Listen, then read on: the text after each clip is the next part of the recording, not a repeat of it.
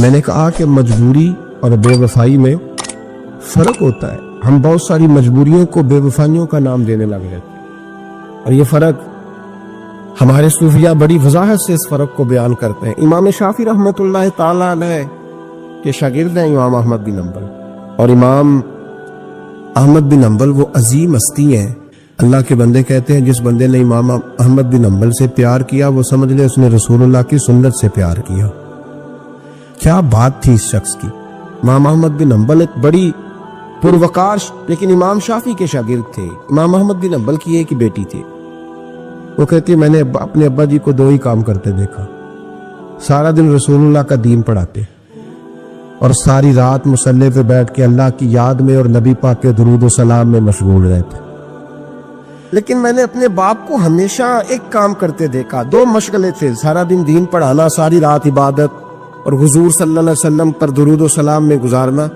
ایک کام میں نے بڑا مستقل دیکھا کہ میرے ابا جی ہمیشہ اپنے استاد امام شافعی کے لیے دعا مانگا کرتے. کوئی بھی نیک عمل کرتے تو ہاتھ اٹھاتے تو پہلے امام شافعی کے لیے دعا مانگتے.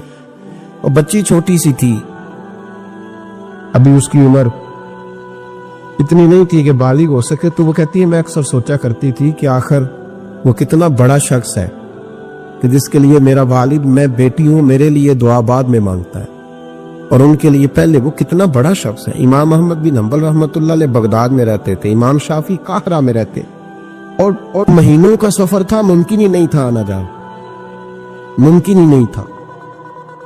خیر امام ایک وقت ایسا بھی آیا، بیٹی کہتی ہے میری بڑی دعا تھی کہ کبھی میرے ابا جی کا استاد آئے، میں کبھی اس کاریگر کو بھی دیکھوں جس نے اس جیسا ہیرا تراشا ہے.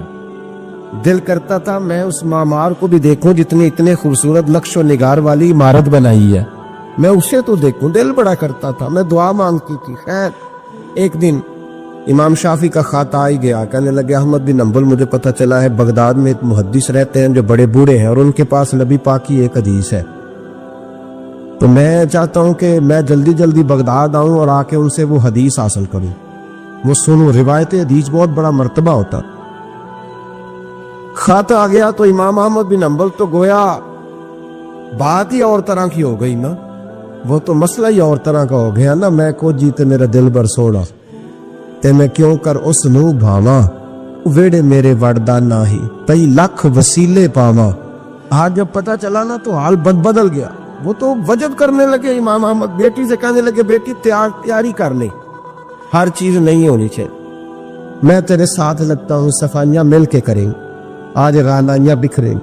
جب وہ آئے گا تو پھر دیکھے گی دنیا کہ کس طرح کسی نے کسی کی عقیدت کی ہے. امام کو خط ملا، ادھر سے امام احمد بن حنبل رحمۃ اللہ تعالی علیہ تیاری کرنے لگے اور امام شافعی چلنے لگے. جب چلے تو مہینوں کا سفر طے کر کے پہنچے. بچی کہتی ہے میرے دل کے اندر بہت بڑا زاویہ تھا، بہت بڑا، وہ بہت بڑے ہو گئے، کیا بات ہو. جب وہ تشریف لائے تو کہتی ہے میرے ابا جی جو تھے امام احمد بن حنبل رحمۃ اللہ علیہ وہ ایک چپاتی پوری نہیں کھایا کرتے تھے، آدھی روٹی ایک وقت میں ہوتی تھی اور زیادہ تر روزہ ہوتا تھا. فرماتی ہیں جب ان کے استاد آئے نا تو میں نے 8 روٹیاں پکا کے رکھی احتیاطاً، لیکن استاد صاحب ساری کھا گئے. میرا خیال تھا کہ وہ اگر آدھی کھاتے ہیں تو وہ آدھی سے آدھی کھاتے ہوں گے، وہ ساری روٹی کھا گئے. فرماتے ہیں حد ہو گئی، میرے دل میں خیال تھا کہ میرے ابا جی ساری رات بیدار رہتے ہیں تو ان کے استاد مغرب سے ہی مصلی پہ بیٹھ جائیں گے، ان سے بھی زیادہ پرہیزگار ہوگا. لیکن میں نے عجیب منظر دیکھا کہ حضرت امام شافعی تشریف لائے، 8 روٹیاں کھائیں، عشاء کی نماز پڑھی اور لیٹ گئے. میرے ابا جی ساری رات نفل پڑھتے رہے، وہ ساری رات آرام کرتے رہے. میں نے تہجد کا پانی رکھ دیا تھا کہ سویرے اٹھیں گے امام شافعی تہجد میں تو وضو کریں گے، کہتے پانی بھی اسی طرح پڑا رہا، وہ کمبل میں رہے. فجر کا وقت ہوا تو امام احمد بن حنبل نے ان کے دروازے کے قریب ہو کے کہا حضرت جماعت کا وقت ہو گیا. کہتے بستر اتارا، وضو بھی نہیں کیا، مسجد چلے گئے، نماز پڑھ کے آ کے پھر لیٹ گئے. میرے ابا جی شراق چاش تک پھر مصلی پہ بیٹھے رہے. کہتی ہے میں بڑی بدگمان ہوں. پھر میں نے 1 منٹ کے لیے اپنے آپ کو سمجھایا کہ تھکے ہوئے تھے اس لیے آج عبادت نہیں کی، کل کریں گے. لیکن اگلا دن آیا تو انہوں نے پھر اسی طرح کھایا، ساری رات پھر اسی طرح رہے. فرماتی ہیں بس وہ آہستہ آہستہ 3-4 دنوں میں میرے ذہن میں جو زاویہ تھا وہ سارا زمین بوس ہو. میں نے کہا نہیں، میرے ابا جی نے جس دور میں دیکھا تھا اس دور میں شاید حالات اور ہوں، آج تو اور ہے. فرماتی ہے 4-5 دن کے بعد وہ رخصت ہونے لگے. پردے کے پیچھے میں سن رہی تھی. میرے والد کہنے لگے حضور وقت کیسا گزرا؟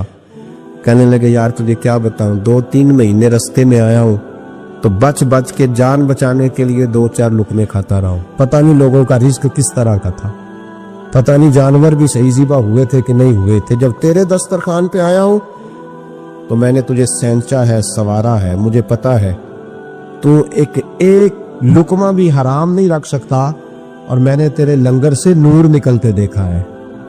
اور یہ وہ والا کھانا ہے جو اندر جا کے بوجھ نہیں بنتا، نور بنتا ہے.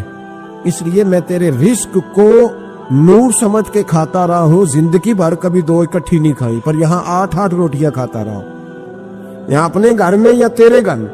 ورنہ رستے میں تو میں بڑا پریشان تھا. اور فرمانے لگے تجھے پتہ ہے کہ میں ساری رات کیا کرتا رہتا تھا؟ کہ حضور نہیں. فرمانے لگے جو تو عشاء کی نماز میں تلاوت کرتا تھا نا سورتوں کی، میں ساری رات بستر میں لیٹ کے ان کی تفسیر کرتا رہتا تھا. اور میں نے ایک آیت کی 100 تفسیریں کی ہیں رات بھر جاگ کے. 100 تو نے دیکھا میں بغیر وضو چلا جاتا تھا سویرے؟ حضور ہاں. فرماتے اس لیے کہ میرا وضو ٹوٹتا ہی نہیں تھا، میں ساری رات تفسیری نقطے بیان کرتا رہتا تھا. بیٹی کہتی انہوں نے 2 جملے کہے اور میں رونے لگی. میرے والد آئے تجھے کیا ہوا؟ میں نے کہا ابا جی میں کیا سمجھی تھی اور یہاں نکل کے آیا. آپ اگر ساری رات نفل پڑھتے ہو تو اپنی ذات کے لیے، اور امام شافعی ساری رات جاگ کے باتیں یاد کرتے ہیں اور پھر لوگوں کے سینوں میں اتارتے ہیں، صرف اپنے لیے نہیں، یہ تو رسول اللہ کی امت کے لیے زندہ ہے. میں کیا سمجھی تھی او بھائی. میں نے کہا مجبوری اور بے وفائی میں فرق ہوتا ہے. ذرا چھلکا اتار کے دیکھ تو صحیح، تجھے پتا تو چلے اندر حالات کچے ہیں کہ پکے ہیں. ایک بزرگ تھے شاہ بقی الدین ابن مخلد، وہ کہتے ہیں مجھے پتا چلا کہ اس دور میں نبی کریم علیہ السلام کی حدیث جو سب سے بہترین پڑھاتے ہیں وہ امام احمد بن حنبل ہے. ان کو حضور کی حدیث سے جو خاص شغف ہے وہ کسی اور کو نہیں. کہتے ہیں میرے دل میں لو لگ گئی، حالانکہ میں امیر گھرانے سے تھا.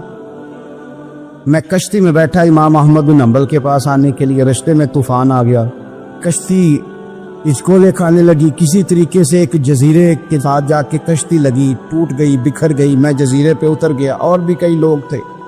1 مہینہ وہاں رہنا پڑا. بارشیں ختم ہوئی، موسم ٹھیک ہوا تو ایک کشتی دکھائی دی آتی ہوئی. فرماتے ہیں کہ وہ اس کشتی میں بیٹھا، دوبارہ بغداد کیا. مجھے سفر طے کرتے 2.5 مہینے گزر گئے. وہ جزیرے پہ مہینہ پتے کھا کے بھی گزارا کرنا پڑا. نکلا تھا علم حاصل کرنے. جب بغداد شریف پہنچا، لوگوں سے پوچھا امام احمد بن حنبل کا مدرسہ کہاں؟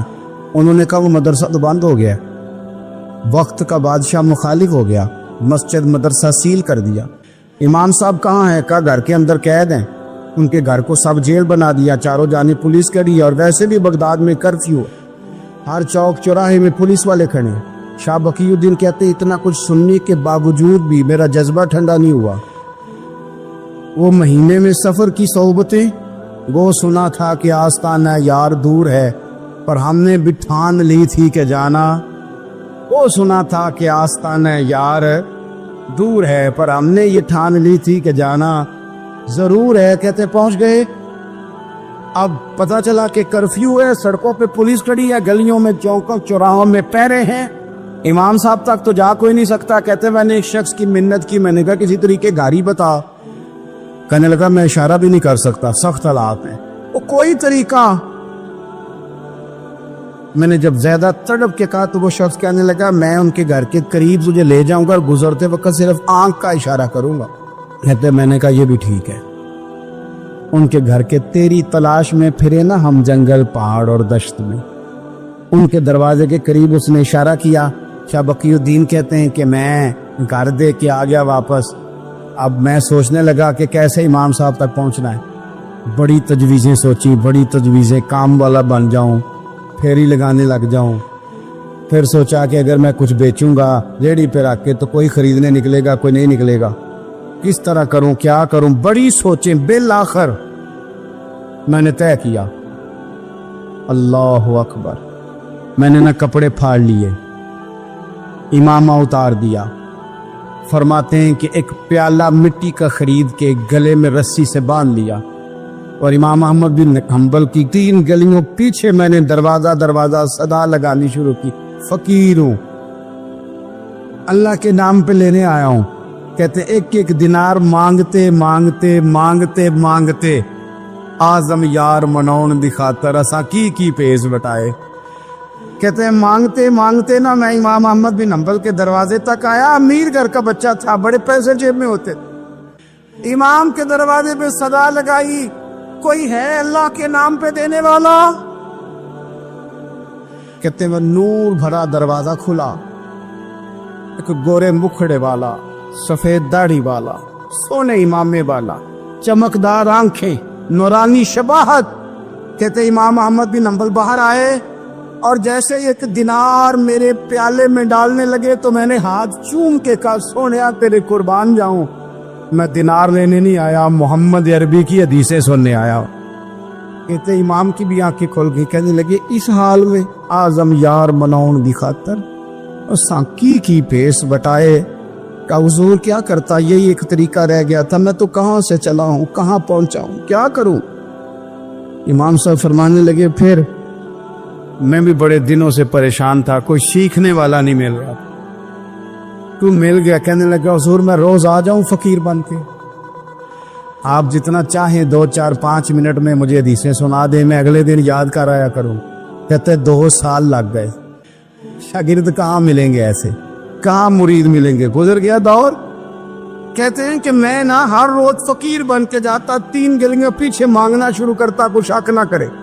2 سال دروازے پہ جاتا، آگے پیالہ کرتا، امام ایک دینار ڈالتے اور مصطفیٰ کی حدیثیں سناتے. کہتے ہیں حالات بدل گئے. 2 سال کے بعد حکومت بدل گئی، امام کا مدرسہ بحال ہو گیا، رش ہو گیا. بادشاہ بڑا عقیدت مند تھا، جو نیا آیا اس نے بڑا کر کے ادارہ بنا کے دیا. جس دن میں گیا تو رش لگا ہوا تھا. کہتے حالات بدلے تو ہم نے بھی کپڑے بدلے، ہم نے بھی دوبارہ سے دستار باندھی. اور کہتے ہیں بڑے لوگ بیٹھے ہوئے تھے، میں جب داخل ہوا نا تو امام اٹھ کے کھڑے ہوئے. آپ فرمانے لگے پتر ادھر آ، تو آگے آ کے بیٹھ، لوگ دین سیکھنے آتے ہیں، تو فقیر بن کے مانگنے آیا تھا، اور میں بھی باقیوں کو پڑھایا کرتا تھا، تجھے میں دیا کرتا تھا، اور اب باقی پڑھا کریں گے، تجھے دیا جائے گا، اور تجھے سینے سے نکال کے دیا کروں گا. زمانے بدل گئے، حالات بدل گئے، وہ شخص چلا گیا، کون حکمران تھا کون نہیں تھا، لیکن استاد شاگرد کے ادب کی داستان قیامت تک باقی رہے. یہ قیامت جب طبیعتوں میں احترام ہوتا ہے، جب ادب ہوتا ہے. آپ کو پتہ ہے نبی پاک صلی اللہ علیہ وسلم کو یہ ادب کتنا پیارا ہے. نبی پاک علیہ الصلوۃ والسلام اس احترام کے جذبے کو کتنا پسند کرتے ہیں. اللہ کے پیارے رسول صلی اللہ تعالی علیہ وسلم اس جذبہ احترام سے کتنے راضی ہوتے ہیں. حضور کس قدر زیادہ چاہتے ہیں کہ میری امت ادب والی بنے. نبی پاک علیہ الصلوۃ والسلام ادب والے لوگوں کے بارے میں اتنے راضی ہیں، اتنے راضی ہیں، اتنے خوش ہیں. حضور اتنا نوازتے ہیں. میں نے یہ حدیث پڑھی تو یوں لگا کہ جیسے روح وجد کرنے لگی ہے. بہقی میں امام بہقی نے لکھی ہے، اللہ کے پیارے رسول علیہ السلام فرماتے ہیں جو چھوٹے پر شفقت کرے اور بڑے کا احترام کرے، اللہ اسے جنت میں میری سنگت عطا فرمائے گا. یہ میرے قرب کا ذریعہ ہے، یہ چیز میرا قرب ملے گا. شرط یہ ہے کہ ادب والے بن کے احترام والے بن کے کبھی بھی سوء ادب نہ کریں، کبھی کسی مقام پر بے ادبی نہ کریں. آپ اپنا ذائقہ کبھی تبدیل نہ کریں. امام احمد بن حنبل کے دیکھا وضو کر رہے تھے، ایک شخص کہتا ہے میں نے ساری زندگی گناہوں میں گزار دی تھی. تو امام صاحب نا وضو کر رہے تھے جھیل پر بیٹھ کے. تو جھیل اس طرح ہوتی ہے، پہاڑ ہیں، اوپر کو پانی نیچے آ رہا ہے. تو کہتے ہیں امام صاحب نیچے بیٹھ کے وضو کر رہے تھے، تو میں اوپر بیٹھ کے نا وضو کر رہا تھا یا پانی پی رہا تھا. تو میں نے دیکھا کہ اتنے بڑے امام نیچے. کہتے میں نا میرے دل میں خیال ہے یار میں ساری زندگی غلط کاموں میں گزاری ہے، پر جو بھی ہے یہ رسول اللہ کے دین کے عالم.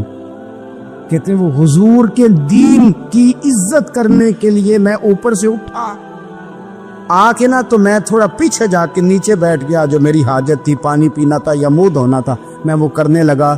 کہتے ہیں امام صاحب نے بھی یوں نظر میری طرف دیکھی، پتہ نہیں انہوں نے کیا دعا دی کہ رب نے مجھے توبہ کی توفیق عطا فرما۔ میں اللہ کے فضل سے اللہ نے میرا دل موڑ دیا اور میں رب کریم کی بارگاہ کی جانب میری توجہ ہو گئی۔ خدا نے مجھے اس ادب کی برکت سے اپنی بارگاہ کی طرف اللہ تبارک و تعالیٰ نے مجھے موڑ لیا۔ بے ادبی تو بندے کو کفر تک لے جاتی، بے ادبی تو کفر تک لے جاتی ہے۔ اگر بندہ بے ادب ہوتا ہوتا اللہ رسول کی بے ادبی تک پہنچ جائے تو دور نکل گیا، لیکن یہاں باقاعدہ بے ادبی کو پروموٹ کیا جا رہا ہے۔ کبھی بھی بے ادب نہ بنے، ادب والے رہیں، ادب والے بن کے جئیں، ادب والے بن کے دنیا سے جائیں۔ وہ درویش نے کہا تھا کہ بے ادباں مقصود نہ حاصل، نہ درگاہ ٹوئی، پانچ ادب دے محمد بخشا، توڑ نہیں چڑھیا کوئی۔ بادب لوگ جو ہوتے ہیں وہ دوسروں کو عزت دے دیتے ہیں اور اپنے اخلاق کو بلند کر لیتے ہیں۔ جب آپ کسی کا احترام کر رہے ہوتے ہیں تو آپ اسی کو نہیں کچھ دے رہے ہوتے، آپ اپنی عظمت کا بھی اظہار کر رہے ہوتے ہیں۔ کسی کو عزت دیتے وقت آپ کے اخلاق کا بھی پتہ چل رہا ہوتا ہے۔ اخلاقی قدریں مضبوط ہوتی ہے احترام کرنے سے۔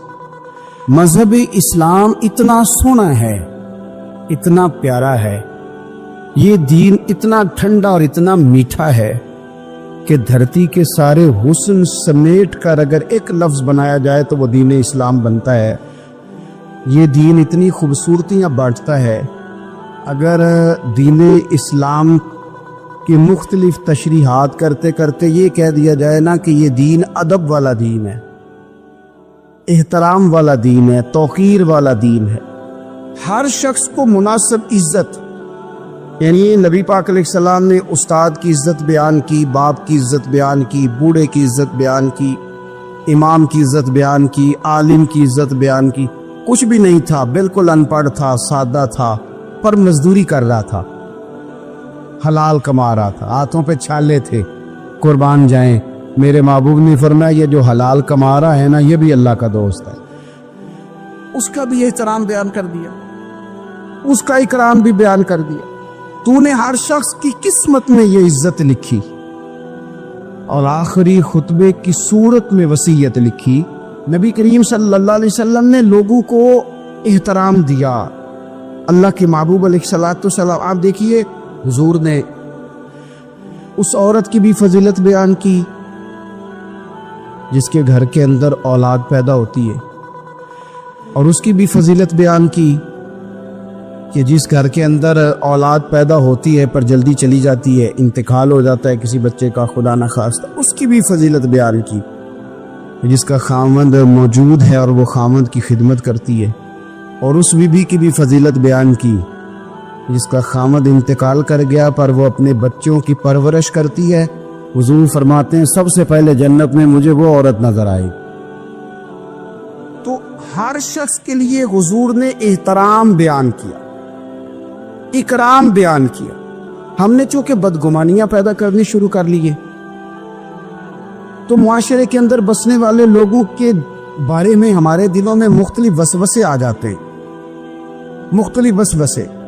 کسی بھی شعبے کے کسی بھی آدمی کے بارے میں کوئی 2 4 5 باتیں اپنے ذہن میں اکٹھی کر کے یا کانوں میں کسی نے وہ بات ڈال دی تو ہم ذہن بنا لیتے ہیں کہ یہ گاڑیاں چلانے والے تو بندے ٹھیک ہی نہیں ہوتے، یہ جناب پولیس کے محکمے کے لوگ تو درست ہوتے ہی نہیں، فلانے محکمے کے لوگ تو ہوتے ہی خراب ہے، ذہن بن جاتا ہے۔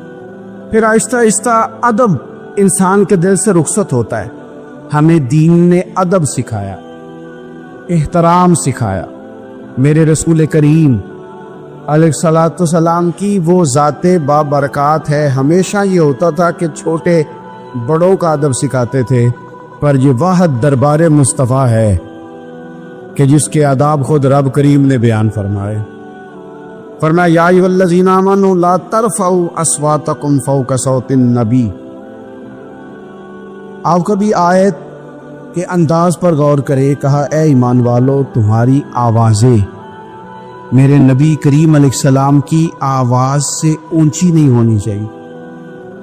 بندے کی آواز کا کوئی والیوم ہوتا ہے کہ اب 3 پہ آواز ہے. ٹیپ ریکارڈر کا تو والیوم ہوتا ہے نا کہ 1 پہ ہے، 2 پہ ہے، 6 پہ ہے. تو آواز کا والیوم ہوتا ہے کہ یہ کتنے پہ ہے. آواز تولی جا سکتی ہے کہ میری آواز کا وزن اس وقت 1.5 پاؤ ہے، آدھا کلو ہے، 5 چٹانک ہے. کوئی ہوتا ہے وزن؟ لیکن ہمیں بتایا گیا کہ بالکل وزن نہیں ہوتا، تولی نہیں جا سکتی، ماپی نہیں جا سکتی، پرکھی نہیں جا سکتی. لیکن جب تم نے دروازہ رسول پہ آنا ہے تو پھر آواز کو بھی تول کے آنا ہے، پھر لفظوں کو پرکھ کے آنا ہے، پھر جملے مرتب کر کے آنا، پھر ترتیب لگا کے آنا ہے، پھر تم نے وہاں سوچ سمجھ کے بات کرنا. ایک روایت میری نظر سے گزری اور کیا ہی انداز ہے، امام زرقانی نے لکھی. ایک صحابی ہے حضرت ابو قرصافہ رضی اللہ تعالیٰ عنہ. حضرت ابو قرصافہ رضی اللہ تعالیٰ عنہ فرماتے میں چھوٹا تھا، میری اماں اور میری خالہ مجھے ساتھ لے گئی. میں نے کہا کہاں جانا ہے؟ کہنے لگے آؤ نبی پاک کا کلمہ پڑھنے جانا ہے. پڑھیے درود شریف صلی اللہ، سارے پڑھیے، پھر پڑھیے ایک دفعہ صلی اللہ تعالی علیہ. حضور کا ذکر ہو تو فوراً درود پڑھنا چاہیے. نبی کریم علیہ السلام کی بارگاہ میں نا میری خالہ اور میری اماں دونوں مجھے ساتھ لے گئی کلمہ پڑھنے. کہتے ہیں جب ہم حضور کی بارگاہ میں پہنچے، کلمہ پڑھا، واپس آئے تو میری اماں اور میری خالہ آپس میں بات کرنے لگی. میری خالہ کہنے لگی تو نے دیکھا ہے ان کا بولنا کتنا مزیدار تھا. میری خالہ کہنے لگی تو نے تو وہ دیکھا ہے، لیکن وہ جو غلام آیا تھا اس کے ساتھ ان کا رویہ کتنا پیارا تھا. تو نے دیکھا جب وہ کھانا کھا رہے تھے تو پہلا خیال انہوں نے ہمارا کیا. بار بار وہ ان کا ذکر کرتی، کہتے آپس میں حضور کی شانیں بیان کرتی، میری اماں بھی میری خالہ بھی. بالآخر بات لمبی ہو گئی تو میری اماں بولی، کہنے لگی بس کر، ہم کتنی عظمتیں بیان کریں گے، مجھے تو 3 باتیں سمجھ میں آئی ہیں. کتنی؟ 3 باتیں مجھے سمجھ میں آئی ہیں. کہا وہ کیا؟ تو کہنے لگی ما رأینا مثل ھذا الرجل احسن وجھا ولا القا صوبا ولا البنا کلاما. کہنے لگی مجھے تو 3 باتیں سمجھ میں آئی ہیں کہ نہ اتنا خوبصورت چہرے والا کوئی شخص دیکھا ہے، اور نہ اتنے صاف کپڑوں والا کو دیکھا ہے، اور نہ ہی اتنی میٹھی بولی بولنے والا کوئی دیکھا ہے. تینوں باتوں کی کمال ہے. ظاہری حسن بھی کمال، کپڑوں کی صفائی بھی کمال، اور رسول پاک کا بولنا بھی کمال، لب و لہجے میں مٹھاس بھی خوبصورتی والی. یہ اصل حسن ہے کہ ظاہراً بھی انسان بڑا منزہ ہو، باطناً بھی بڑا صاف ستھرا ہو. میرے رسول پاک علیہ الصلوۃ والسلام کا طریقہ مبارکہ پتہ کیا تھا؟ حضور صلی اللہ تعالی علیہ وآلہ وسلم جب مسجد میں نماز پڑھ لیتے تو حضرت جعفر رضی اللہ تعالیٰ عنہ فرماتے، بخاری کی حدیث ہے، فرماتے میں مدینہ شریف میں آیا تو حضور نماز پڑھ لیتے تو صحابہ نبی پاک کے پاس آتے اور حضور کا دست مبارک پکڑ کے پہلے چومتے پھر چہروں پہ ملتے، پہلے چومتے پھر چہروں پر. نبی پاک کے صحابہ حضور کے قدم بھی چوما کرتے، قدموں میں جھکا کرتے تھے. یہ تو بھائی اس وقت پتہ چلتا ہے جب کسی سے پیار ہو جاتا ہے. جب کسی بندے سے، میں اکثر مثال دیا کرتا ہوں اکثر کہ کسی کا بچہ پیشاب کرے تو کہہ آتی ہے، الٹی آتی ہے، لیکن اپنا بچہ بالوں میں بھی کر دیتا ہے، پھر کوئی کہہ نہیں آتی چونکہ اپنا ہے نا، پیار ہو گیا ہے نا. اب وہ کیفیت جب کسی سے محبت ہو جاتی ہے نا تو کچھ چیزیں صرف سمجھنے کی نہیں، کچھ چیزیں ایسی ہوتی ہیں جو محسوس کرنے والی ہوتی. اس نے کہا تھا عشق ایک ڈھونگ ہے، میں نے کہا تجھے عشق ہو خدا کرے، پھر کوئی تجھے اس سے جدا کرے، تو اسے تسبیحوں پہ پڑا کرے، تو اسی کا نام جپا کرے، تو گلی گلی پھرا کرے، پھر میں کہوں کہ عشق ایک ڈھونگ ہے اور تو نہیں کہا کرے، پھر میں کہوں کہ عشق ایک ڈھونگ ہے اور تو. اس نے کہا تھا عشق ایک ڈھونگ ہے تو میں نے کہا تجھے عشق ہو خدا کرے. بھائی یاد رکھو جب انسان کو محبت ہوتی ہے تو پھر اس کے انداز بدل جاتے ہیں، اس کے طور طریقے تبدیل ہو جاتے ہیں. وہ میں اکثر ایک بات کہا کرتا ہوں، میں کہتا ہوں بچہ باہر سے برگر کھا کے آ جاتا ہے رات کو، اماں کہتی بیٹے روٹی کھا لو، کل تو سب کو بھی پکائی میں نہیں کھانی، حالانکہ برگر کھا آیا ہے، دور سے کھا آیا ہے. تو اماں اس کو کہتی ہے پھر میں سوئیاں نہ بنا دوں تھوڑی سی اپنے بیٹے کو، فٹافٹ چاول نہ تجھے ابال دوں، ساتھ میں باریک دال بنا دیتی. کہتا نہیں میری مرضی کا پکاتے نہیں، میں نے نہیں کھانا. ایسے اب ابا جو ہے نا، ابا وہ اماں کو سمجھا رہا، کہتا چھڈ پر آپ بھوک لگے گی تھی آپ ہی کھا لے گا، تو نہ ایڈی ٹینشن ہے ایویں پہ تینوں ستاندا ہے. اماں کیا کہتی ہے؟ کہتی نہیں مجھے نیند نہیں آ رہی، کھائے گا تو سکون آئے گا. اب اس کو آپ لاکھوں دلیلیں دیں کہ سیانا بیانا ہے, بچہ نہیں ہے, 22 سال کا ہے, 24 سال کا, چھوڑ تو کیا کر رہی ہے. لیکن اماں کو کوئی سمجھا سکتا؟ کیوں نہیں سمجھا سکتا کہ اسے اپنے بیٹے سے پیار بڑھا.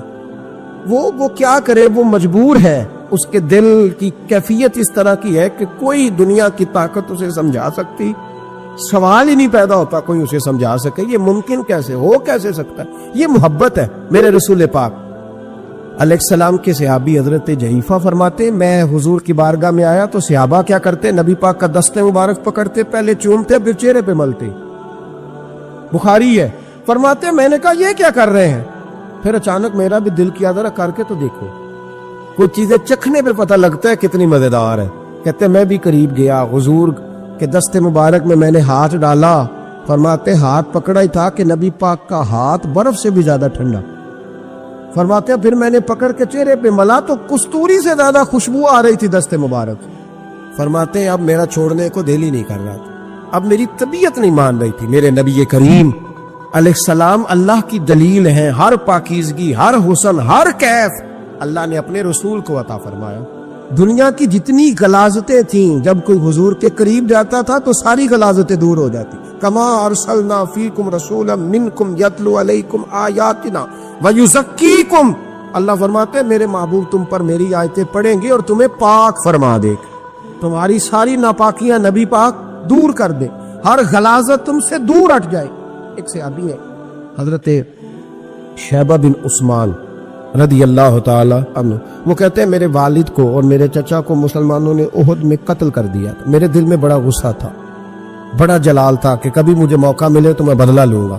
کہتے ہیں فتح مکہ کے بعد نبی پاک علیہ السلام حوازن کی جنگ کے لیے نکلے. مجھے پتا چلا حضور جا رہے ہیں تو میرے اندر شعلے بھڑک رہے تھے انتقام کے. روز میں منصوبہ بندی کرتا, پلاننگ کرتا کہ کسی طریقے سے میں ان تک پہنچوں گا اور بدلہ لوں گا.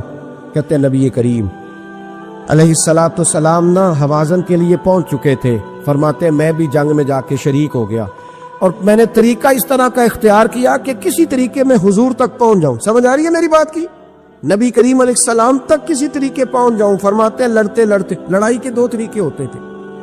کبھی تو ایسے ہوتا تھا کہ ایک دو آدمی مل کے آپس میں لڑتے تھے, پھر گمسان کا رن پڑتا تھا, گھمبیر ہو جاتی تھی جنگ, سمجھ نہیں آتی تھی تیر کہاں سے آیا, نیزہ کہاں سے آیا. فرماتے جب گمسان کا رن پڑا نا, مجھے موقع مل گیا, میں حضور کے قریب پہنچ گیا. حضرت شیبہ بن عثمان رضی اللہ تعالیٰ عنہ کہتے جب میں پہنچ گیا تو میں نے نا دیکھا کہ اب حضور کے قریب لوگ نہیں ہیں. فرماتے میں نے نا فوراً تلوار اٹھائی, تلوار اٹھا کے میں حضور کو معاذ اللہ شہید کرنے ہی لگا تھا. ایک نور چمکا حضور کے سامنے. پڑھیے درود صلی اللہ علیہ وسلم. کہتے ایک نور چمکا, اتنی تیزی تھی اس نور میں کہ میری آنکھیں بند ہو گئی, میرے ہاتھ سے تلوار گر گئی, آنکھیں چندھا گئی میری. فرماتے تلوار میرے ہاتھ سے چھوٹ گئی. اب جب وہ روشنی مدم ہوئی نا تو میں نے دیکھا نبی پاک سامنے کھڑے مسکرا رہے ہیں. میں نے کر دی, آپ نے سن لی, ذرا دیکھو تو صحیح, جو تلوار لہرائے اسے دیکھ کے بھی کبھی کو مسکرایا, جس نے تلوار ہی لہرا دی, جو شہید کرنے ہی لگا تھا, پہنچ گیا تھا. لیکن یہ اخلاق میرے رسول پاک کا ہے صلی اللہ. اعلیٰ حضرت فاضل بریلوی کا ایک شعر میں نے پڑھا. کچھ چیزیں ایسی ہوتی ہیں جو بس نا وہ آتی تو سامنے ہے لیکن وہ اتنا لطف دے جاتی ہیں کہ ٹھنڈا ہو جاتا ہے مزاج. رات کو میں شعر پڑھ رہا تھا اعلیٰ حضرت کا فاضل بریلوی رحمت, اور میں نے شعر پڑھا تو مجھے اچھا لگا سنانا. ایک دوست کو میں نے فون کیا, میں نے کہا یار ذرا شعر تو سن لے.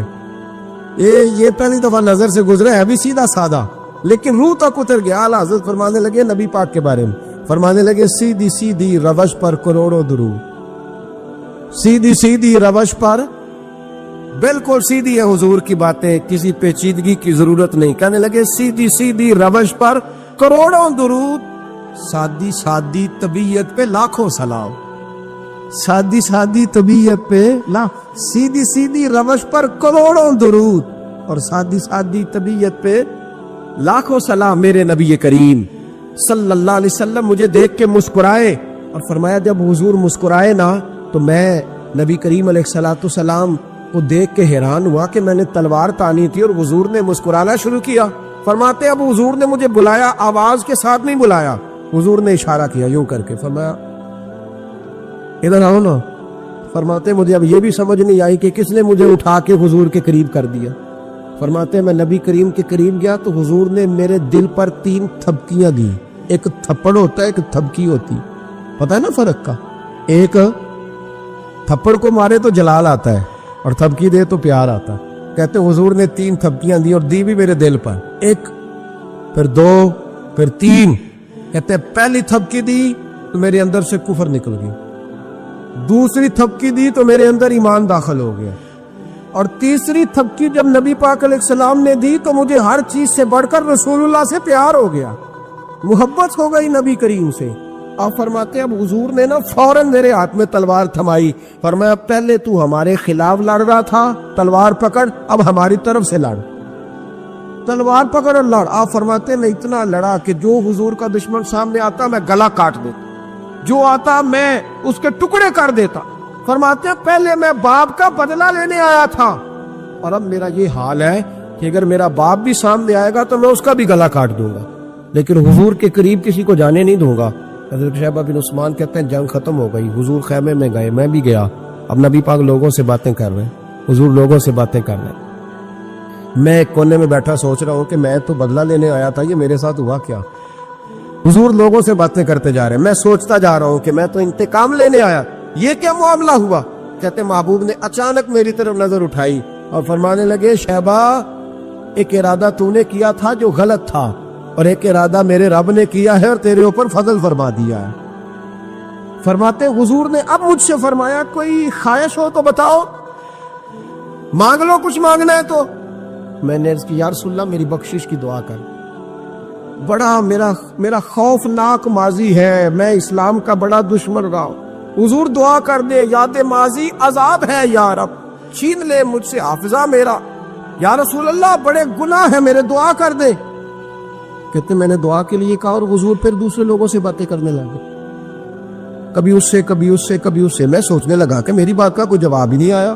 جب تو 3 بار میں نے سوچا تو میرے کریم نے پھر توجہ میری جانب کی اور فرمایا تو نے بخشش کی دعا کا کہا تھا, میں نے سن لیا ہے, رب کریم نے تیری بخشش فرما دی ہے, اللہ نے تجھے بخش دیا, تیری خطائیں رب کریم نے معاف کر دی. نبی پاک کے دست مبارک کی برکت رسول پاک. ایک صحابی تھے حضرت فرقد ان کا نام تھا رضی اللہ تعالی. پہلے نا میں جب گفتگو کیا کرتا تھا نا تو میں صحابہ کا نام نہیں لیتا تھا, میں کہتا تھا ایک صحابی فرماتے ہیں, کیونکہ صحابہ کے نام مشکل تھے, لوگوں کو یاد نہیں رہتے. ایک دن میرے دل میں خیال آیا کہ نام لیں گے نہیں تو انہیں آئیں گے کیسے, چلو خود کسی کو یاد ہو جائے گا. تو مجھے اچھا لگا, پچھلی دفعہ میں نے حضرت ساسا بن ناجیہ کا نام لیا تو مجھ سے میرے دوستوں نے کہا ذرا لکھ کے دے کیا نام تھا. مجھے خوشی ہوئی کہ یار اگر یہ لفظ کہے جائیں گے تو لوگوں کو دلچسپی ہوگی. حضرت فرقد ایک صحابی تھے, اور یہ وہ صحابی ہیں جنہوں نے حضرت عمر کے زمانے میں موصل کا علاقہ فتح کیا تھا, بڑے دلیر تھے. ان کی 4 بیویاں تھیں. وہ کہتے ہیں جب بھی یہ گھر میں آتے تو خوشبو اتنی اعلیٰ لگا کے آتے کہ ہم حیران ہو جاتی. عورتیں زیادہ تیاری کرتی ہیں نا مردوں سے کہ نہیں, کہ آج کل مرد زیادہ کرتے ہیں. چلو میں انداز چھوڑو, میں اپنی اصلاح کرنا, تسی دوواں گلاں تے انجن کیتا ہے, اب پتہ نہیں سچ کیا ہے, کون زیادہ تیاری کرتا ہے. چلو بیٹھے جو مرد نے, ویسے میرے پاس جو اخباری تراشے ہیں ان میں یہ لکھا ہے کہ آج کل مردوں کے میک اپ پہ زیادہ خرچ آنے لگے. یہ تحقیقی رپورٹ ہے, اور پاکستان میں سب سے زیادہ جو اخراجات ہیں وہ میک اپ کے سامان کے. پہلے لڑکیاں بیوٹی پارلر جاتی تھی, اب لڑکے بھی جاتے. پہلے صرف دلہن جاتی تھی, اب سارا خاندان جاتا. اللہ تعالیٰ معاف کرے. اس کے باوجود بڑی غربت ہے ملک میں, پریشانی بھی بڑی ہے. اس کے علاوہ ہمیں غریبوں کا درد ہے, اس کے باوجود ہم لوگوں کی مدد کرنا چاہتے ہیں. پتہ نہیں کیا ترجمہ کیا ہم نے غریب پروری کا, کیا معنی بنایا, اللہ ہی بہتر جانتا ہے. کہ وہ چیزیں جن کی بالکل حاجت نہیں, بالکل ضرورت, ان پر لاکھوں لٹا کے کہتے ہیں وہ دیکھو بیچارے کو روٹی نہیں مل رہی. تو بھائی آپ مہربانی کرتے, خالی کندھی کر لیتے, باقی پیسے غریب کو دے دیتے. لیکن چلے معیار ہے نا ہمارا اپنا معیار ہے, اس پر میں جاتا نہیں, بات نہیں کرتا. نبی کریم علیہ الصلوۃ والسلام کے صحابی ان کی ازواج کہتی ہیں کہ اب عورتیں زیادہ تیاری کیا کرتی تھی, لیکن وہ جب گھر آتے نا تو اتنی خوشبو لگاتے. کہتی ہم چاروں مل کے کوشش کرنے لگی, ڈھونڈنے لگی کہ وہ خوشبو کا پتہ کریں جو یہ لگاتا ہے. ہم نے بازار سارے تلاش کر لی. عرب کے اندر آج بھی خوشبو کا بڑا شوق, اور بڑی مہنگی خوشبو ملتی ہے. کبھی آپ بازار جائیں, کہتی ساری خوشبوئیں لگا لی, تھک گئی. एक दिन चारों सौतने मिल के बैठी, कहने लगी हम नहीं इसका मुकाबला कर सकते, आज पूछ ही ले कहां से खुशबू लगाता है, पूछ ही लेते हैं, चलो बात ही खत्म हो जाए, पूछ ले। ये हम जितनी मर्जी आला लगाएं, जब ये आ जाता है ना, कुछ लोग मेरे महफिल होते हैं, जहां आ जाते हैं वहां छा जाते, तो ये जब आते हैं तो छा ही जाते हैं। क्या करें, इस तरह का मेरे महफिल है, क्या करें इसका। फरमाने लगी, एक दिन चारों सौतनों ने मिलकर उनको बिठा लिया, कहने लगी बताओ तो सही खुशबू कौन सी लगाते। कहने लगे कोई भी नहीं, कभी लगाई ही नहीं, आज तक नहीं लगाई। तो कहती है बीबियां कहने लगी सियाबा तो गलत बयानी नहीं करते, पर आप क्या बात कर रहे हैं, ये कैसे हो सकता है कि आप आते हैं तो हम हैरान हो जाती हैं। फरमाने लगे जिस दिन की तुम लगी हुई हो ना मेरी खुशबू का मुकाबला कर दे, मुझे पहले दिन का ही पता है। तो मैंने कहा चलो जोर लगा ही ले, देख ही लेते हैं कहां तक बात जाती है तुम्हारे पास, जितना जोर लगा लो। बहरहाल मैं अल्लाह की कसम उठा के कहता हूं कभी नहीं लगाई। तो बीबियां कहने लगी फिर बता तो सही, तो एक दलेर आदमी है, और जो दलेर लोग होते हैं वो खुशबुओं के और कपड़ों के और इन चीजों में ज्यादा वक्त नहीं लगाते, उनके तो मिशन और तरह के होते। आप तो मुजाहिद किस्म के आदमी है, पर हर वक्त खुशबू आती है। तो हजरत फरकत रो पड़े, कहने लगी बीमार हो गया था, लाचार हो गया, हकीमों तबीबों ने इनकार कर दिया, वजूद पर मेरे आबले निकल आए फिंसियां बन के, उनमें पीप भर गई, बैठ नहीं सकता था, उठ नहीं सकता। जब थक गया ना तो दरवाजा रसूल पे चला गया, जब थक गया तबीबों का थकाया सताया हुजूर की बारगाह में, कहा महबूबा देखे तो सही मेरा क्या हाल है। हुजूर जरा देख के, चल नहीं सकता, सो नहीं सकता, बैठ नहीं सकता, तेरे अलावा गम किसे बताओ।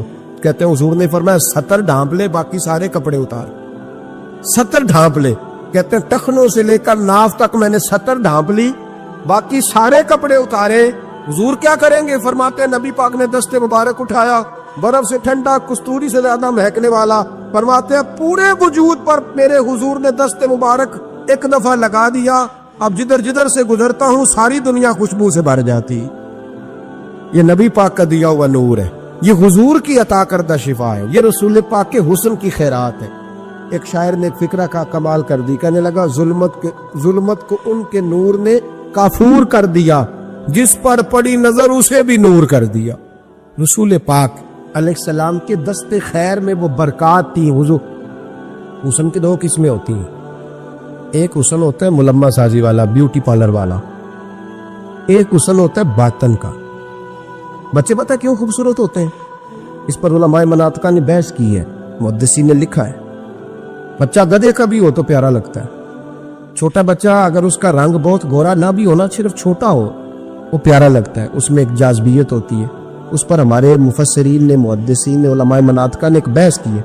वो कहते हैं असल बात यह है कि बच्चे झूठ नहीं बोलते, बदयानती नहीं करते, धोखा नहीं करते। ये जो अंदर की अय्यारियां होती है ना, चेहरा भी खतरनाक कर देती है, और जब अंदर हुस्न होता है तो बाहर भी हुस्न ही होता है। बच्चे में कोई मक्कारी अय्यारी नहीं होती, फसाद नहीं होता, नीयत में फतूर नहीं होता, किसी को लूटने का इरादा नहीं, किसी को शीशे में उतारने का प्रोग्राम नहीं बताता। बच्चा चरब जुबान नहीं होता, उसको तरीका नहीं होता, वो लोगों को कायल करने के हर वक्त दौड़ता नहीं, उल्टी सीधी गेमें नहीं चलाता, क्योंकि अंदर हुस्न होता है तो वो हुस्न उसके चेहरे पर मासूमियत बन के आता है। समझ आ रही है मेरी बात की? उसकी दलील मेरे रसूल पाक अलैहिस्सलाम ने बुखारी में फरमाया अल्लाह का वली वो है जिसका चेहरा देखो तो अल्लाह याद आ जाए। अब यहाँ ये नहीं फरमाया गोरा चिट्टा हो, खूबसूरत हो, बस उसके चेहरे में मासूमियत होती, वो सच्चा होता है, वो खरा होता, उसका हुस्न चेहरे पे आता है। मेरे रसूल करीम अलैहिस्सलाम का जो हुस्न था ना, वो अंदर की सदाकत की रोशनी थी, वो अंदर के कैफ का नूर था जो हुजूर के चेहरे पर आया होता था। इसलिए नबी पाक का चेहरा जो था वो आंखें चुदियाता नहीं था, बल्कि आंखों को अच्छा लगता था। शाह अब्दुर रहीम साहब मुहद्दिस देलवी शाह वलीउल्लाह साहब के वालिद हैं, और हमारे बर्रे सगीर पाक व हिंद में जितने भी मसालक है ये सारे शाह वलीउल्लाह साहब के शागिर्द बनते। वो कहते हैं मेरे अब्बा जी ने ख्वाब देखा और ख्वाब में उन्हें रसूलुल्लाह का दीदार नसीब हुआ। तो नबी करीम अलैहिस्सलाम की बारगाह में शाह वलीउल्लाह साहब के अब्बा जी कहने लगे हुजूर एक बात बड़ी अड़ गई है मेरे दिल में, बड़ी, तो किताबों से जवाब नहीं मिला, आज रब करीम ने मौका दिया है उस सवाल का जवाब। तो का अब्दुर रहीम पूछो का या रसूलल्लाह हजरत यूसुफ का हुस्न देख के लोगों ने उंगलियां काट ली, पर आपको तकने वाले तकते ही रहे। कोई भी होश नहीं हुआ, किसी ने उंगली नहीं काटी। तो कहते महबूब ने फरमाया अब्दुल रहीम, रब करीम ने अपनी गैरत के साथ मेरे हुस्न पर 70,000 पर्दे डाले। यही बेहतर है कि पर्दों में वो पर्दा पोश रहे। वो अगर पर्दे उठा दे तो किसे होश रहे। फरमाया 70,000 पर्दों में छुपा हुआ हुस्न है, वरना किसी की ताकत थी कोई बात कर सकता, जुर्रत थी किसी शख्स की। मेरे हबीब पाक सैयद आलम हजरत अब्दुल्ला इब्ने सलाम रदी अल्लाह ताला अन्हु अहले यहूद के बड़े आलिम थे। फरमाते मैं तौरात ज़बूर इंजील का जानने वाला था। जिस दिन हुजूर मदीना तय्यबा कुस्वा नामी ऊंटनी पर बैठे थे, मैं हुजूर से मुनाजरा करने बहस करने आया। मेरे साथ मेरे शागिर्द थे, इरादा था बहस करूंगा, नबी पाक को बड़े माज़अल्लाह कड़वे कड़वे सवाल करूंगा। कहते हुजूर बैठे थे कुस्वा नामी ऊंटनी पे और गर्दन मुबारक झुकी हुई, होंठों पर हुजूर के जेरे लब हल्की सी मुस्कुराहट थी। नबी पाक थोड़ा बोलते थे, पर जितना बोलते थे वो दिलों में उतरता जाता। फरमाते मैं जब गया ना, मेरे शागिर्द साथ थे, मुनाजरा करने गया, मुनाजरा शागिर्द साथ थे। फरमाते मैं बड़े सवालात तैयार करके गया, पर हुजूर घोड़े पे बैठे थे। 2 बातें मैंने सुनी। हुजूर ने फरमाया रिश्तेदारों से अच्छा सलूक करो, अपने गुलामों का ख्याल करो। कहते वो शागिर्द मुझे धक्के देने लगे, कहने लगे चलो उस्ताद जी आगे हो, करो सवाल, चलो ना आगे, बढ़ो ना आगे। ये कई दफा नारे लगाने वाले भी मरवा देते हैं ना, चलो ना, चलो आगे, चलो बढ़ो आगे, करो बात, आओ ना। कहते मैं जरा आगे बढ़ा, धक्का दिया उन्होंने। फरमाते मैं आगे बढ़ा और मैंने करीब महबूब के करीब जाके कहा हुजूर मुझे कलमा पढ़ा दे, मैं मुसलमान होने आया हूं। यानी आम आदमी तो कायल हो जाता है, आलिम और तौरात ज़बूर इंजील का जानने वाला, हुजूर कलमा पढ़ाएं। कहते मैं वापस आया ना कलमा पढ़ के, तो शागिर्द कहने लगे उस्ताद जी आप तो मुनाजरा करने आए थे, ये क्या हुआ? तो ये लफ्ज है हजरत अब्दुल्ला इब्ने सलाम के। फरमाने लगे तुमने नबी पाक का चेहरा नहीं देखा, उनकी आंखों की रोशनी नहीं देखी, तुमने चेहरे की मासूमियत नहीं देखी, लबो लहजे का वकार नहीं देखा।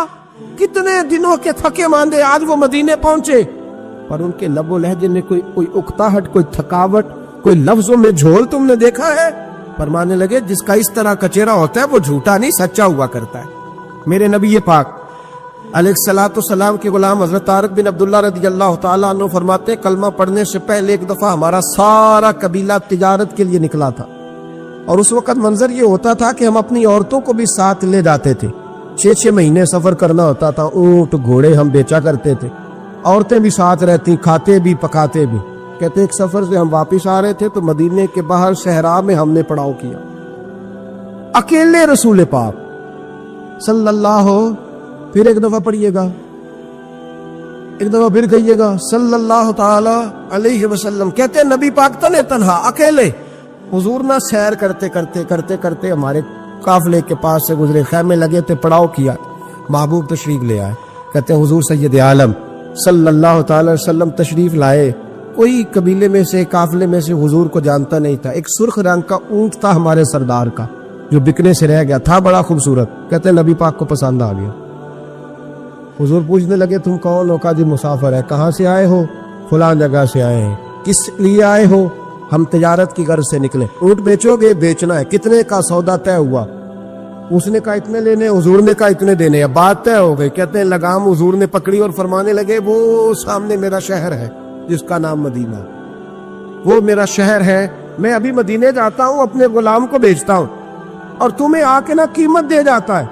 महबूब घोड़े की लगाम था, ऊंट की लगाम था, मैं नकेल था, मैं ऊंट था सुर्ख रंग का। हुजूर लेके जब निकले ना, थोड़ा सा चंद कदम आगे गए तो उनमें से एक शख्स बोला, कहने लगा सरदार अब सियाने लोग हैं, समझदार है। उस शख्स का नाम पूछा आपने, कबीला पूछा है, एड्रेस का पता है, पता है कहाँ रहता है, इतना कीमती ऊंट दे दिया। सरदार भी कहने लगा, सारे कहने लगे यार उनकी बातों में इतनी लज्जत थी, उनके गुफ्तार रफ्तार इतनी भावकार थी, मजेदार थी कि होश ही कोई नहीं रहा। भाई हम पुराने ताजर है, कभी इस तरह का सौदा किया ही नहीं जिस तरह का आज हो गया। ओहो वाकई कुछ नहीं याद रहा, कोई समझ नहीं आई। वो अभी नजर आ रहे, एक आदमी दौड़ के जाओ, दौड़ के और जा करके ना उनसे कहो, बड़ी जायज बात है, वो नाराज भी नहीं होंगे। उनसे एक शख्स कहो कि भाई ऊंट ले जाओ, पैसे ले आना और अपना माल ले जाना, दौड़ के जाओ। एक शख्स दौड़ने लगा तो सरदार की बीवी खैमे के अंदर थी, पर्दे के पीछे से बोली, कहने लगी खबरदार कोई पीछे ना जाए, अगर पैसे मिल गए तो ठीक है, ना मिले तो मैं दे दूंगी, कोई पीछे न, कोई ना जाए पीछे। सरदार कहने लगा तू जानती है? कहने लगी नहीं। का गारंटी क्यों दे रही है? तो कहने लगी तुमने उनका चेहरा नहीं देखा, तुम तो सौदे कर रहे थे, मैं पर्दे के पीछे से देख रही थी। पीर मेहर अली शाह साहब को किसी ने कहा था नबी पाक का हुलिया बयान करे, बताएं हुजूर के कान मुबारक कैसे थे, आंखें कैसी थी, नाक मुबारक कैसी थी, बीनी मुबारक कैसी थी। तो पीर मेहर अली शाह साहब कहने लगे कोई मिसल नहीं ढोलन दी। कहने लगे मुझसे नहीं बयान होता हुजूर का हुलिया, कोई मिसल नहीं ढोलन दी, तू चुप कर मेहरे अली, इथे जा नहीं हो बोलन दी, बस कर, तू बयान कर सकता है, इतनी ताकत। आला हजरत ने कहा लम याती नजीर कफी नाजरिन मिसले तू नशुद, पैदा जाना। कहा हुजूर मिसाल तो तब आपकी बनेगी ना, कोई आपकी तरह का पैदा तो होगा, तभी मिसाल बनेगी, तो जब हुआ ही नहीं तो मिसाल कैसे बनेगी? कहने लगी कोई ना जाए, ना पैसे आए तो मैं दे दूंगी, मैं तो पर्दे के पीछे से देख रही थी, उनके चेहरे का वकार देखा, उनकी आंखों की रोशनी देखी, उनके लफ्जों का हुस्न देखा। तुम 50 बातें करते थे, वो एक जवाब देते थे, और गिने चुने लफ्ज बोलते थे, उनकी सादगी का वकार देखा। जाने दो, ना पैसे आए तो मैं दूंगी। कहते हुजूर गए, थोड़ी देर के बाद एक काले रंग का हबशी गुलाम आया, पैसे भी पकड़े और अपनी चादर में ना खजूरें बांध के तो पीछे डाली हुई है, और देहाती लोग पीछे नहीं डाल लेते, खजूरें डाल के पीछे। कहते हैं वो आए और उनके आने का अंदाज भी बड़ा निराला था। कहते हैं वो झूमते झूमते अल्लाह का जिक्र करते, अल्लाह समद करते पहुंच गए, और आगे कहने लगे तुमसे मेरे नबी ने ऊंट खरीदा? तुमसे? कहा हमसे खरीदा है। कहने लगे ये तुम्हारे पैसे? और फिर चादर खोल के सहरा पे बिछा दी, कहने लगे ये तुम्हारे पैसे, और खजूरें खाओ, मेरे नबी ने तोहफा भेजा है, खाओ हुजूर ने तोहफा भेजा है। तो वो सरदार की बीवी ओठ हटा के कहने लगी वो काले रंग के हबशी गुलाम, इन्हें खजूरें खिला, और मुझे उस इज्जत वाली माँ का नाम बता जिसके घर में ऐसा लाल पैदा हुआ, इन्हें खजूरें खिला, और मुझे उस अजमत वाले बाप का नाम बता जिसके घर में ऐसा फूल खिला है, वो कबीला तो बता तो सही, वो कौन थे? 2 घड़ियां रुके हैं पर खुशबू फैल गई है, रंग ही बदल गया, तार कोई मिसल ना ढोलन दी, तू चुप कर मेहरे अली, इथे जा नहीं बोलन दी। हजरत तारिक बिन अब्दुल्ला कहते हैं जनाब बिलाल फरमाने लगे वही तो अल्लाह के आखिरी रसूल है, वही तो खातमुल मुरसली है, वही तो है जिन्हें अल्लाह ने सारी इंसानियत के लिए नमूना अमल बनाया। कहते हम ऊंट बेचने गए थे पर सारे का सारा कबीला ही मुसलमान हो गया। नबी पाक की हुजूर के ज़ाहिरी हुस्न के तज़किरे हमारी औलादों को आने चाहिए। एक शेर मरहूम आजम चिश्ती ने कहा था, कमाल कर दी, कहने लगे समझा नहीं हुलूज।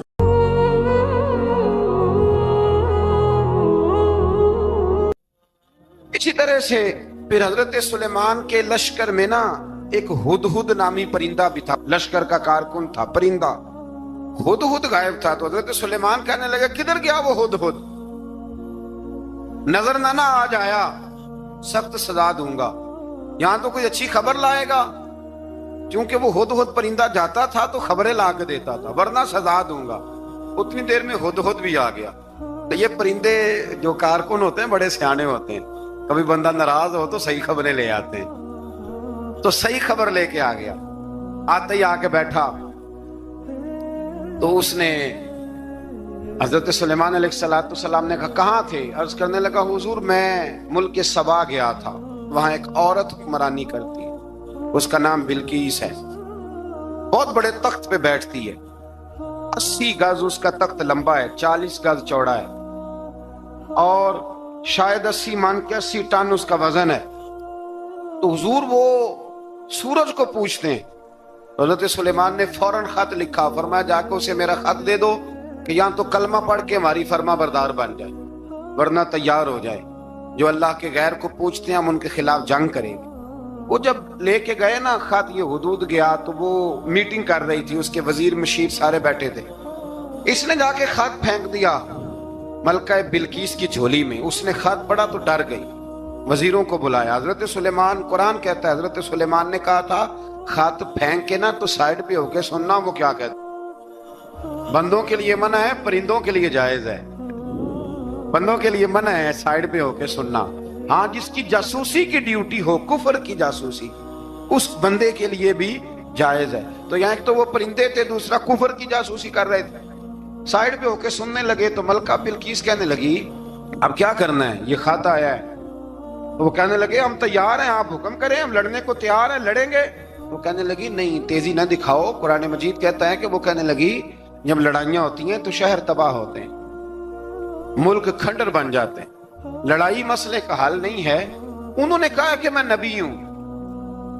एक दफा आजमा लेते हैं कि नबी हैं कि नहीं, माज़अल्लाह आजमा लेते हैं। कहा कैसे? कहने लगी तोहफे ताए बेचते हैं, अगर माल पर दिल ललचा गया तो फिर नबी नहीं बादशाह है, और अगर माल पर दिल ललचाया ना तो फिर अल्लाह के कामिल बंदे। ये फर्क उसने उस वक्त बयान किया।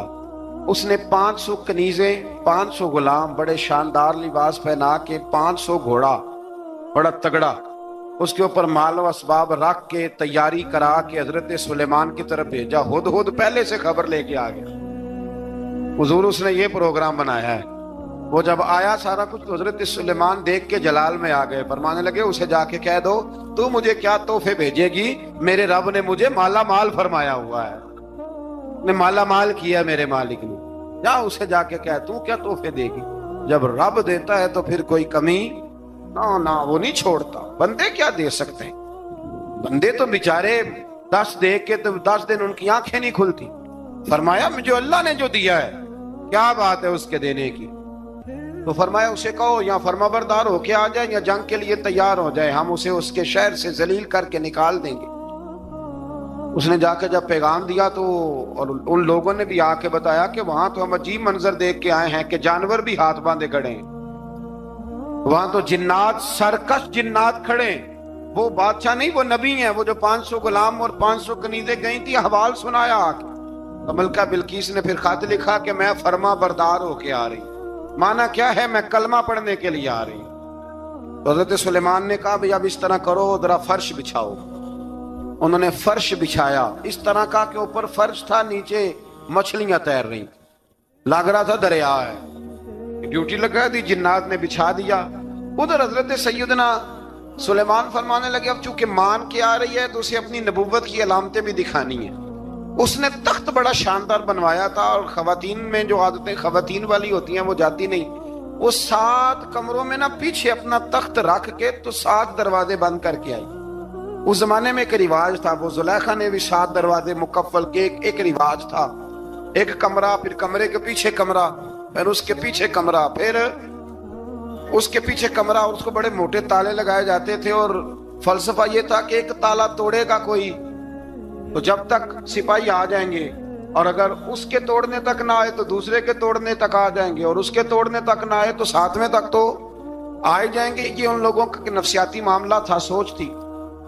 7 कमरों में मुकफ्फल करके ना वो निकली। तो हजरत सुलेमान अलैहिस्सलाम कहने लगे भाई मुझे उसका तख्त चाहिए उसके आने से पहले। उसके आने से इस वाक़े की क्या जरूरत थी कुरान पाक में, ये क्या हाजत थी, ये तख्त वाली सारी बात कुरान ने क्यों बयान की? पूछें आप अपने दिल से भी और इनकार करने वाले मुनकरीन से भी, इसकी क्या जरूरत थी? वो जो कहते हैं जी वली की करामत की क्या जरूरत है, सीधी सीधी नमाज पढ़ो, रोजा रखो, हज करो, ज़कात दो, तो पूछो इनसे एक सूरत नमल के अंदर इस सारी तफसील की क्या जरूरत थी? खत्म हो गई जब वो कलमा जो पढ़ रही है, तो फिर इस सारे वाक़े को रब क्यों बयान फरमाता है? हजरत सैयदना सुलेमान फरमाने लगे तख्त चाहिए, और चाहिए उसके आने से पहले। काला इफरीतुम मिनल जिन, जिन्नों में से एक बहुत बड़ा जिन बोला, कहने लगा हुजूर आपका ये तख्त बर्खास्त होने से पहले ले आऊंगा। ये जो आप मीटिंग कर रहे हैं ना, या फैसले खत्म, कुछ ने लिखा सुबह से शाम तक मीटिंग होती है और उसको आने में पता नहीं कितने दिन लगेंगे, तो मैं ये बर्खास्त होने से पहले। और कुछ ने कह दिया आप शर्त क्यों लगाते हैं कि सुबह से शाम तक होती है? उस जिन ने कहा दिया आप 10 मिनट में फारग हो जाएं, आप फारग होंगे तो तख्त आ जाएगा। मुफस्सिरीन ने लिखा है कि जब कुरान कहता है कि उसने कहा कि आपके फारिग होने से पहले, इसका मतलब है कि जब आप उठेंगे ये जगह खाली कर देंगे तो तख्त यहां किवें, हजारों मील का फासला है, आ जाएगा। पर हवाई जहाज पे कार्गो करा के जी DHL के जरिए। कैसे आएगा? वह आएगा तो बस आएगा तो हजरत सुलेमान की तो बादशाहत थी ना जमाने पे। फरमाने लगे नहीं नहीं तू लेट है, तू लेट है, तू हमें जानता ही नहीं है। सिट ते पखड़ा कुआर गंदल, असी और भी बूटियां जानने आ, ये तू लेट है, अभी हमारी ताकत इससे ज्यादा है। बड़ी कमाल बात लिखी है लिखने वालों ने। एक मुफस्सिर ने लिखा है कि अभी हजरत सुलेमान ने गुलामों से मंगवाया है, अपनी बात कोई नहीं की। ये हाल है उनके गुलामों का, तो सरदार का आलम क्या होगा? हजरत सुलेमान कहने लगे भी जल्दी जाइए। काल अल्लज़ी इंदहु इल्मुम मिनल किताब अना आतीका बिही क़ब्ल अन यरतद्दा इलैका तरफुक। तो उठा उनमें से वो जिसके पास किताब में से इल्म था, सारी किताब का भी नहीं, इल्मुम मिनल किताब, किताब। वो उठे जिनके पास किताब में से इल्म था, तो वो उठ के कहने लगे हुजूर मैं ले आऊंगा कब? आपके आंख झपकने से नहीं, आंख झपकने से। बंदा था जिन था, जिन की तो बात मानी नहीं उन्होंने। क्या कहा? आंख झपकने से, मैं आंख झपकने से पहले ले आऊंगा। तो हज़रत सुलेमान कहने लगे तू ठीक है चल ला फिर, ला फिर। आंख झपकने से बड़े ही ना, नहीं फिर गुस्सा नहीं आता उन पे, फिर गुस्सा नहीं आता। मेरे शेख कामिल मुर्शद अकमल शेख बहरोबार हुजूर गौसे पाक जिलानी हजरत गौसे आजम यूं करके शागिर्दों को मुरीदों को सबक पढ़ा रहे थे, पढ़ाते पढ़ाते हाथ आगे किया, और जब हाथ वापस आया तो भीग गया था सारा। तो शागिर्द कहने लगे हुजूर ये क्या है? फरमाया तुम्हें नहीं समझ आएगी, छोड़ो तुम्हारे वाली बात नहीं।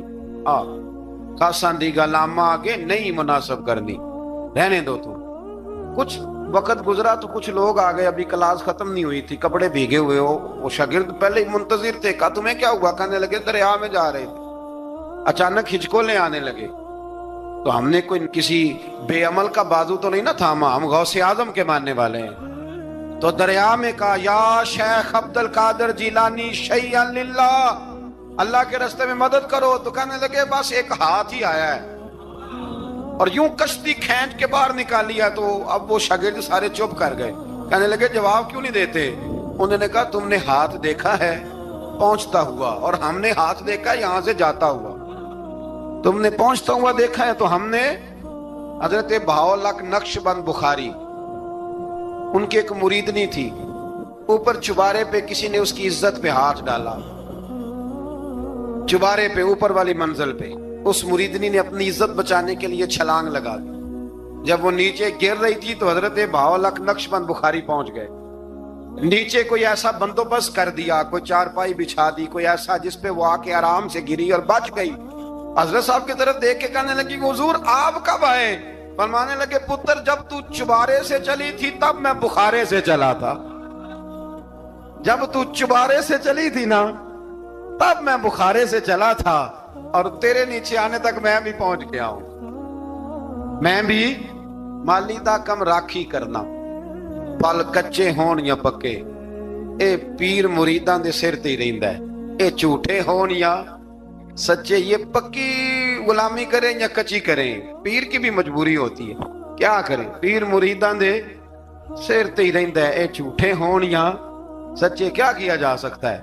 लेकिन ना नाफरमान बेटे का भी तो जायदाद में हिस्सा होता है ना, नाफरमान भी हो तो जायदाद में हिस्सा। तो चलो बाप नाराज रहेगा तो अल्लाह नाराज रहेगा, बात अलग है, पर जायदाद का हकदार तो है ना, चाहे नाफरमान ही है। पीर मुरीदां दे सिर ते ही रहिंदा है। ए झूठे होण या। फिर वो तख्त आ गया, हजरत सुलेमान से पूछा ये क्या है? काला हाजा मिन फज़ल रब्बी। फरमाने लगे कुछ भी नहीं। हजरत सुलेमान कहने लगे ये मेरे रब का फजल है। शायद सब मुफस्सिरीन ने बड़ी बड़ी बातें की हों, पर यहाँ एक काजी सनाउल्लाह पानीपती रहमतुल्लाह अलैह का फिक्रा मैं पढ़ रहा था, बड़ा मजा आ रहा था। काजी साहब फरमाने लगे इस आयत पे, काजी साहब कहते हैं जिन पर निरा फजल था, आज़ा मिन फज़ल रब्बी, निरा फजल, फरमाया उनकी तो इतनी ताकत है कि वो हजारों मील दूर से 80 गज लंबा 80 गज चौड़ा तख्त आंख झपकने से पहले ले आते हैं, और जिनके बारे में अल्लाह फरमाते हैं बश्शिरिल मुमिनीना बिअन्ना लहुम मिनल्लाहि फदलन कबीरा। फरमाया महबूब अपने गुलामों को खुशखबरी दे दें, बाकियों पे निरा फजल था, इन पर तो फजले कबीर है, इन पर तो बड़ा ही फजल है अल्लाह का। तो फरमाया जिन पर फजले कबीर हो, एक नहीं, इस पर मैं बड़े दलाइल दे सकता हूँ, करामाते औलिया पर मैं बड़े ही दलाइल दे सकता हूँ, बड़े। गौसे आजम रदी अल्लाह तआला अन्हु के पास बादशाह आया तो कहने लगा पीर तब मानूंगा जब सेब खिलाएंगे। सेब का मौसम ही नहीं था। तो हजरत साहब आते ही उसे कहने लगे अब तू मेरी विलायत को सेबों पे तो ना तोल, और सेब खिलाए तो वली या ना खिलाए तो वली कोई नहीं, ये तू अब मेरी विलायत को सेबों पे तो ना तोल। तो हजरत साहब ने यूं हाथ उठाया तो अल्लाह ने 2 सेब अता फरमाए। तो वहां जुमला है हुजूर गौसे आजम का, फरमाने लगे अगर अल्लाह हजरत मरियम सलामुल्लाह जो बनी इसराइल की वलिया हैं, वली है ना, वो नबी तो नहीं ना, औरत नबी नहीं हो सकती। फरमाया अगर अल्लाह उन्हें बगैर मौसम के फल दे सकता है, मैं तो मोहम्मद अरबी का नौकर हूं। फरमाया अब ना 2 सेब आए थे, तो वो कहने लगा मेरे तो दिल में 1 सेब था ना, तो हुजूर गौसे आजम ने ना 1 सेब मुझे दिया, 1 मैंने खाया तो 1 गौस पाक खाने लगे। कहते मैंने वो मुंह में रखा, जरा तुर्श था, तो मेरे चेहरे का वो रंग देख के ना, असर देख के कि तलखी महसूस, तो गौसे आजम कहने लगे मेरे वाला खा। एक उन्होंने काट के टुकड़ा दिया, कहते खाया तो बड़ा मीठा था। तो मैंने कहा हुजूर आए तो दोनों ही गैब से हैं, तो आपके वाला मीठा है, मेरे वाला कड़वा है। तो आप फरमाने लगे आए तो दोनों गैब से थे, पर एक को जरा जालिम के हाथ लग गए हैं ना, उसको तंबीह भी कर दी कि जुल्म से बाज आ जा, तंबीह भी कर दी, पर मैं हाथ जालिम के लगे इसलिए तुर्श हो गया, सियाना बन। एक नहीं 20 दर्जनों, लेकिन पता नहीं क्यों लोग अड़ गए, पता नहीं क्यों कड़ के आ गए करामत औलिया के मामले में। बिल्कुल, और फिर किसी हदीस में ये नहीं आया कि इस जमाने में वली होंगे तो इस जमाने में वली नहीं होंगे। हुजूर ने फरमाया मेरी उम्मत कभी गुमराही पर जमा नहीं होगी। इकबाल कहते हैं औलिया क्या होते हैं, औलिया क्या हैं, जवासीसुल कुलूब। इकबाल कहता है वली का बहुत बड़ा वली तुमने देखना हो तो उसे देखो जो तेरे दिल का जासूस है। चलो ये मुश्किल बात है, मैं नहीं छेड़ता, लेकिन जो तेरे वो जासूसी करता है, पर करता है तेरे दिल की, वो तेरे दिल का जासूस होता है वली। और उस पर हुजूर की हदीस है, फरमाया इसकी फिरासत कल्बी से डर, ये अल्लाह के नूर से देखता है, डर इसकी फिरासत कल्बी से, अल्लाह तौफीक अता फरमाए। 12 इस वली का नाम था आसफ बिन बरखिया। आसफ बिन बरखिया जी हजरत सुलेमान के वजीर थे। वो आई मलका बिल्कीस, और जब वो आई ना तो उसने देखा कि ये तो आगे सामने हजरत सुलेमान बैठे हैं, और जो रास्ता है ना दरमियान में वो फर्श है कि दरिया है, समझ नहीं आ रही। तो उसने ना अपना यूं करके ऊपर कपड़ा उठाना शुरू कर दिया कि नीचे पानी है। तो हजरत सुलेमान कहने लगे चलती आ, नीचे कुछ भी नहीं। उसने पैर रखा, नीचे मछलियां भी तैरती जा रही थी। हजरत सुलेमान अलैहिस्सलाम, आज भी अल्लाह ने तौफीक दिया ना, लोगों ने इस तरह की तामीरात बाद में की हैं, लेकिन इसके मौजिद, इसके पहले बनाने वाले हजरत सुलेमान है, अल्लाह की दी हुई तौफीक से। तो वो मलका आपके पास आई, फिर वो आपकी फर्मा बरदार हो गई। और बाद मुफस्सिरीन ने यह लिखा है कि उसने जब कलमा पढ़ा तो फिर उसका निकाह भी हजरत सुलेमान से हुआ। हजरत सैयदना लुकमान अपने बेटे को नसीहत करते हैं, और कुरान मजीद ने सूरह लुकमान के अंदर आपकी उन नसीहतों का जिक्र फरमाया है।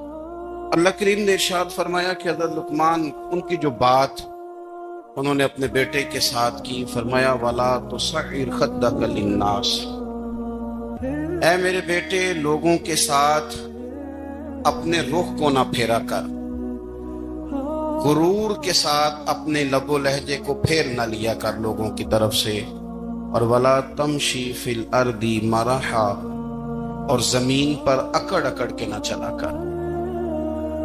तकब्बुर के साथ अपने लबो लहजे को लोगों से फेर ना लिया कर, और जमीन पर अकड़ के भी ना चला कर। जनाब लुकमान अपने बेटे को नसीहत फरमा रहे हैं, और अल्लाह ने उसका जिक्र कुरान मजीद में फरमाया है। इस्लाम हमारी तरबियत करता है हर मौके पर, और हमें असबाब पढ़ाता है जिंदगी सारी गुजारने के लिए। इंसान की बात का दूसरे पर बड़ा असर होता है, लेकिन उसकी बात के साथ साथ उसके लहजे का भी बड़ा असर होता है। खाने का भी बड़ा असर है, लेकिन खाना आप किस बर्तन में रख के दे रहे हैं इसका भी बड़ा असर है। आपने खाना किस तरह सजाया है, किस जगह किसी को बिठाया है, इसका भी बहुत ज्यादा असर है। इस्लाम ये कहता है कि आपका जो लबो लहजा है वो हमेशा अच्छे अखलाक वाला होना चाहिए। लहजे जो होते हैं ना, लहजे, लबो लहजा, वो बड़ी तासीर रखता है, बड़ा असर रखता है। छोटा सा बच्चा होता है, दूध पीता है, अभी नौनिहाल बच्चा है, छोटा सा, अभी उसे पता नहीं है कि कौन सी बात का क्या माना है। उसी बच्चे के आपने गाल पे मोहब्बत के साथ हाथ फेरा तो वो हंस देता है, लेकिन अगर आप गुस्से के साथ उसकी गाल पे हाथ लगाते हैं तो वो रो देता है। आप मेरी बात को समझेंगे, अभी उसको लफ्जों के मफाहीम का नहीं पता, मानी से अभी वो आगाह नहीं है, मानी नहीं जानता, पर आपने किस लहजे के साथ उससे प्यार किया ये उसे पता है। ये जो लहजा होता है ना, लहजा, अखलाक आपका, ये बड़ा असर करता है। आपने गुफ्तगू की, लेकिन उस गुफ्तगू में आपका अंदाज क्या था, लबो लहजा क्या था। कुछ लोग कहते हैं मैंने कोई गलत बात की है, बिल्कुल ठीक बात की है। भाई आपकी बात ठीक थी, पर आपका अंदाज ठीक नहीं था। जहां बात ठीक होना जरूरी है ना, वहां अंदाज ठीक होना भी बड़ा ही जरूरी है। आपके लहजे का खूबसूरत होना और आपके लफ्जों का हसीन होना भी बड़ा ही जरूरी है। अगर आप थोड़ा सा मुआशरे में गौर करें तो कुछ लोग ऐसे हैं जो तबन ही बेचारे दुनिया में आए ही शिकवा करने के लिए। उनके लहजे से ना तुरशुरुई बरसती है, तलखी है। वो जी मैं फलां आदमी के पास गया तो उसने मेरी बात नहीं सुनी, फलां शख्स से मेरी मुलाकात हुई, मैंने वक्त गुजारा पर वो बंदा ठीक नहीं निकला, फलां के साथ मैं आगे बढ़ना चाह रहा था पर मेरे मामला चल नहीं सके। तो भाई आप दूसरों को नापते और तोलते रहे, आपको ये देख लेना चाहिए था कि आपका अंदाजे फिक्र ही कहीं गलत ना हो। लहजे, अखलाक, ये आपके लफ्जों से भी ज्यादा असर बाज़ोकात रखते हैं। किसी ने कहा था कि मेरे लहजे में गुरूर आया था, उसको हक था कि शिकायत करता। हाँ, मेरे लहजे में कुछ ऐसा कि जिस पे वो बेचारा परेशान हो गया, अब उसका हक बनता था वो उस पे शिकायत करता। तो मेरे अजीज, आप बात को याद रखेंगे कि जो अखलाक है, आपका जो अखलाक है, जो आपका किरदार है, वो अपनी एक खूबसूरती रखता है। इसलिए मेरे नबी पाक सल्लल्लाहु ताला अलैहि वसल्लम ने फरमाया, तुम में कामिल मोमिन वो है जिसका अखलाक ज्यादा अच्छा है। जो कहानियां ज्यादा सुनाता है वो नहीं, जो अपनी खिदमत ज्यादा बताता है वो नहीं, जो बाकी सब की नफी करके कहता है कि दुनिया में कोई बंदा ठीक नहीं, सिर्फ मैं ठीक हूं, वो वाला बंदा नहीं। बल्कि फरमाया जिस बंदे का अखलाक ज्यादा अच्छा है। अखलाक देखें, जो आपका लहजा होता है ना, ये बहुत ज्यादा असरात मुरतब करता है आपके घर पे भी, बाहर भी। आप अगर अपनी गुफ्तगू में बॉडी लैंग्वेज को थोड़ा सा अच्छा रखें, कुछ लोग ऐसे होते हैं जो बात बड़ी सही करते हैं पर कुछ ज्यादा ही बातें करते हैं। वो ज्यादा बातें करने की वजह से उनकी जो सही बातें होती हैं उनका भी वजन खराब हो जाता है, क्योंकि वो ज्यादा बातें करते हैं, हर वक्त बोलते हैं, हर वक्त बात करते हैं। तो जब वो ठीक बात भी कर रहे हो तब भी उनकी बात का लोग असर कबूल नहीं करते। लेकिन अगर उनका लहजा बावकार हो, बात वो थोड़ी करें पर जितनी करें जरा सोनी करके करें, गुफ्तगू